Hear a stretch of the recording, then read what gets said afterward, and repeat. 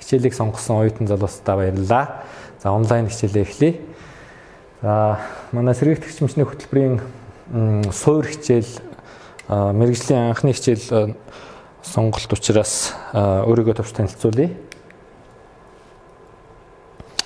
За намайг Амар Баяр гэдэг 2006 онд Токиогийн хөдөө аж ахуй ба техник технологийн их сургуульд хуурай бүс нутагтах нарны фото цахилгаан усүрийн хэрэглээний чиглэлээр судалгаа хийж докторийн нэрийг хамгаалсан.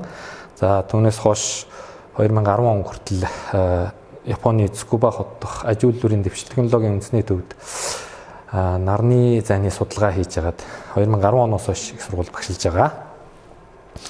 За хэрэглээний шинжилгээ ухааны инженерийн сургуулийн сэргийгдэх хүчний лабораторийг эрхлэн ажиллуулж байна. Манай судалгааны сэдвүүд бол Монгол орны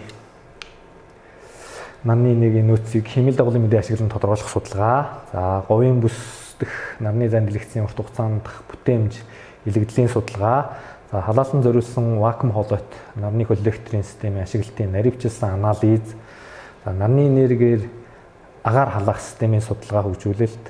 За мөн эрчим хүчний хэмнэлттэй сууц, бассей барилга, Монгол гэрийн дулаалга, дулааны хуримтлуулалт, цахилгаан халаагуур ашиглалтын судалгаа хөгжүүлэлт гэх мэт сэдвүүдээр сүүлийн үед ажиллаж байна. За ингээд хичээлийнхаа агуулгаар оръё.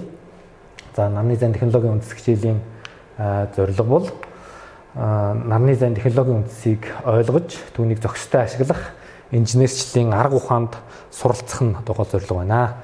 За тэгээд жоохон задлаад аваад үзэх юм бол хагас дамжуулагчийн физикийн суур ойлголтыг эзэмших, нарны зайн элементийг зохиомжлох, үйлдвэрлэхэд ашигладаг гэрлийг дүгжих оптик аргыг ойлгох, за нарны энергийг цахилгаан эрчим хүчний энерги болгон хувиргах, ашигтуулыг бууруулдаг үзүүлэлтүүдийг ойлгох, за түүний механизмыг таньж мэдэх, за шинэ төрлийн нарны зайн ажиллах зарчим, үйлдвэрлэлийн аргын тухай мэдлэгийг эзэмшиж авах ийм зорилготой болно. За тэгээд өнөөдрийн удирдгал хичээлийн агуулга. За бид нар ер нь яагаад ер нь энерги эрчим хүчний хичээл үзэх, за нарны зайн технологийн үндсийг үзэх ач холбогдол нь юу юм бэ гэдэг талаасаа энерги эрчим хүчний үн цэний тухай авч хэлцээ. За тэгээд бидний амьдралд энерги эрчим хүч ямар үн цэнтэй болох тухай бүгдээрээ эргцүүлж бодцгоё. Тэгээд маш товчхон эмхтгэж эмхтгэл бичих даалгавар өгье. За тэгээд нөхөн сэргээгддэг нарны эрчим хүчийг Монголд хэрхэн ашиглах боломжтой талаар бүгдээрээ авч хэлцгээе.